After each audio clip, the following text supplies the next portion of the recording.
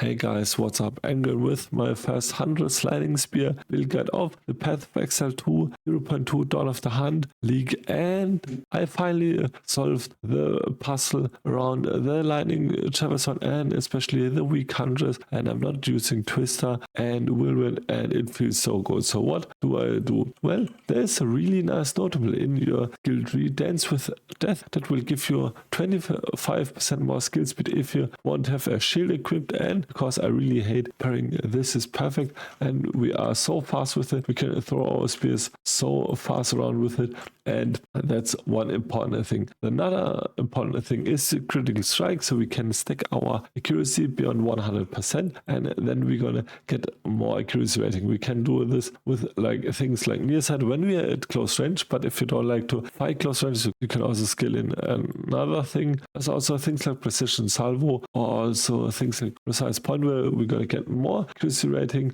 Just ramps up our accuracy rating beyond 100% by 143% to hit our targets, and we're gonna have additional crit chance. The cool thing is that is added as base damage, so that means that all of the other crit chances will stack on top of it, so it's super good. We're also gonna have the elemental infusion that will give us a giga damage boost for our single target, and in addition, because our lightning spear cannot generate more spears, the chain and the fork and the other things just generate more bowls. That means that we're gonna also use the bowl support gem. It is a newly introduced support gem. We're gonna get up to 30 maximum stages, and we're gonna get 5% as extra lightning damage per 10% of bowl stages, and we're also gonna get one additional chain per 10 voltaic charges, so we're gonna get chains and also 15% as extra lightning damage in total, and voltaic charge will load up when you're gonna fire skill, and it is really fast loaded up. And also we're gonna have the barrage spell that will empower attacks to repeat 2 times plus an additional time per frenzy charge consumed, so we need to consume frenzy charges.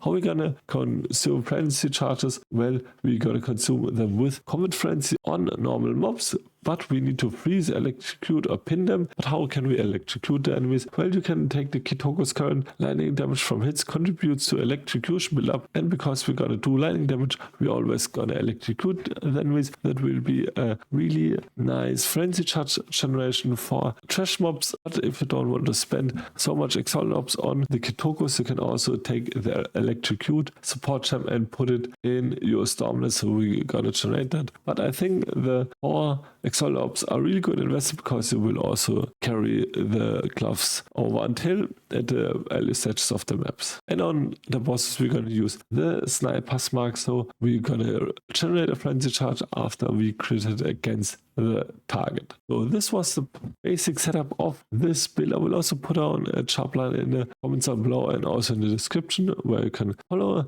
just the chart. And before we're gonna jump into the details of skill gems, skill tree, and the gear in general, please leave a like and a sub. It would boost my channel tremendously and I would appreciate a lot. And also follow me on Twitch, where I will also stream weekly, and also follow me on my other social media. Well, skill gems. Well, when you're gonna first start with your hunters, you need some basic setup. I have early, a mid, and an end game on my mobility's chart planner, so just go for your spear step as your single target, because the single target basic attack is really good at the beginning. Also use disengage so you can parry the enemy, so you will get some frenzy charges. Use stormlands with scatter shot and retreat, and explosive spare with expedite, so you will get more elements on the enemies, and you will also do more damage. Child of Thunder with innovate for your clear, and yes, parry, and then lightning spear with martial tempo and retreat. So, and after you acquired your primal strikes in your act 2, half 2, act 2, midway, I think, you will change your setup. You will have your lightning spear now with volt, and you need to get conduction on the boss. If you're lazy, you can still run it on the mobs, but if you want to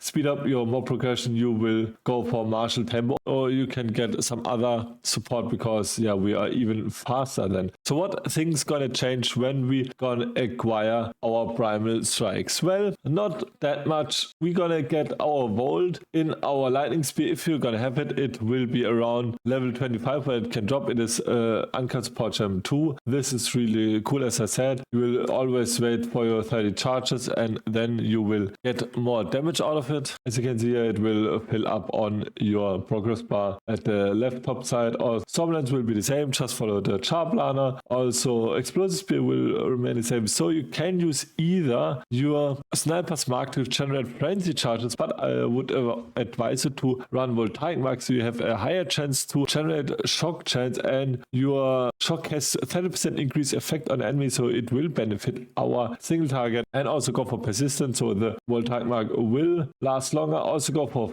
combat frenzy, so we're gonna get a charge every time we freeze the enemy or will electrocute the enemy. You can go for Kitoko's current, but they're kind of expensive right now, like 20-25x, or you can simply go with electrocute gem in your Stormlands, so your enemies will get electrocuted. But honestly, we have so much damage you didn't even need it. And you can also use the new color of the week if you just want to get some frenzy charges. That's the better step. And also for your primal strike, now go for concentrated effect, close combat, and also primal armament, so we're gonna get huge damage multi. So what we're gonna do with primal strikes? Well, you need to have a shock effect on a target, and for the first two strikes your shock duration will get renewed, but for the third one you will consume the shock and you will apply your lightning exposure on it. But our idea is to not use the third attack. You just attack 2 times and then you dodge 2 times, then you dodge, or even if the target is stunned, you can use primal strikes 2 times, then explosive spear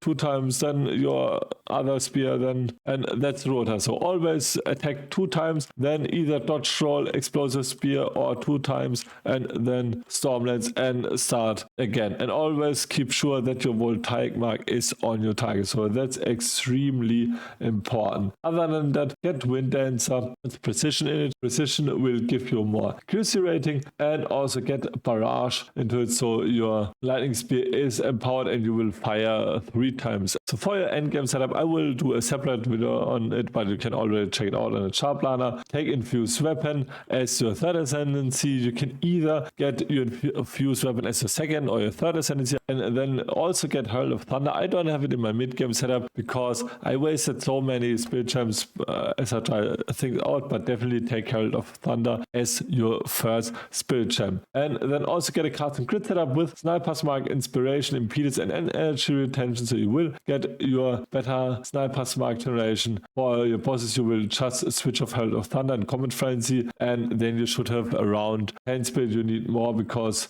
with the quality cast and crit will need 70 spirit. Also get up Charge Infusion, so we can consume them with Red Flag Conduit, and we're gonna get extra bonuses. And also for Lightning Spear, go for Vault Potential, so we're gonna consume our power charges with our Red Flag Conduit, where we're gonna generate them. Also use Martial Tempo and Primal Armament. And for your Primal Strike, with Concentrated Effect, Close Combat, and Primal Armament, and some other slots into it. So for the rotation, it is really simple. Wait for your Voltaic charge, so it will get to 36. Take Barrage, and then fire your Lightning Spear. And for a single target, as I said, just use 2 times of Primal Strikes and then dash. So for our skill tree, it is really simple. Just start off with a Primal Instinct, then go through Eagle Eye, and then skill up to here. Harness Elements, you won't pick Precision Salvo from the get-go. You will get it after you got your first ascendancy with the Critical Strike in Act 2. After that, you're gonna get your Precision Salvo, and then skill your way down to here, get Maiming Strike. So when the enemies are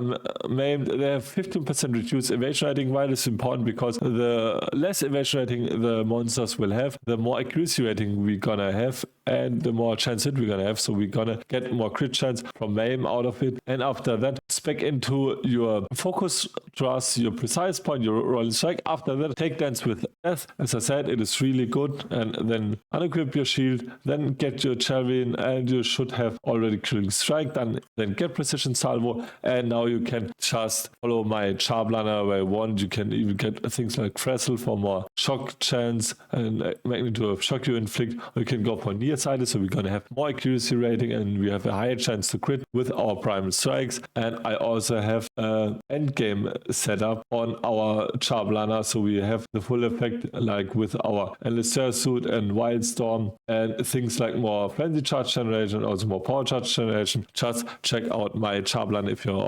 already in the endgame, and I also wrote what you need to follow there. For your gear, red spear with accuracy rating, but only if you have the ascendancy for it, and also something like level 2 melee skills or level 2 projectile skills and increased physical damage. And I had a really good one. It had increased physical damage and a lightning damage and level of all projectile skills for the rest of your gear. Get 2 rings with accuracy rating, so you're going to stack your crit chance. Get amulet with something like life ring or something. Level of all melee skills would be really great, but it is not that required. For a helmet, go for accuracy rating. For a chest, you can leave it free, so we're gonna move faster. If you still want to go for it, just take resistance and some max life. As I said, for gloves, kitokos. For the belt, something like boots. It is really important to get increased movement speed. Something maybe like max life and life regen is really nice. And I have a little tip for you. Take the devouring diadem